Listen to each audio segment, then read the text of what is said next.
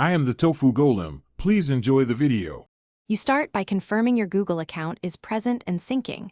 This ensures the contacts you want are available. Once done, open the Contacts app that came with your phone or install and open Google Contacts if you prefer its interface. Make sure Wi-Fi or mobile data is enabled so the app can fetch the latest entries. If the app asks which account to show, select your Google account. This first step makes your contacts visible rather than stored locally.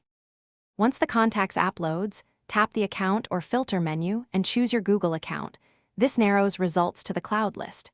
You can then use the search bar to type a name, number, or label to quickly find entries.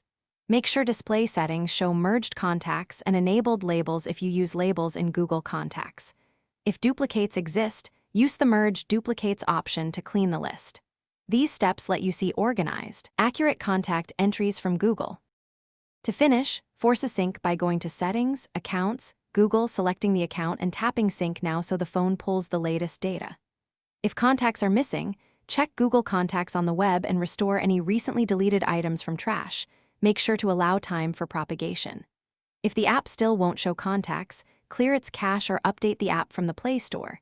These fixes resolve most loading issues. Finally, confirm contacts are visible in the app.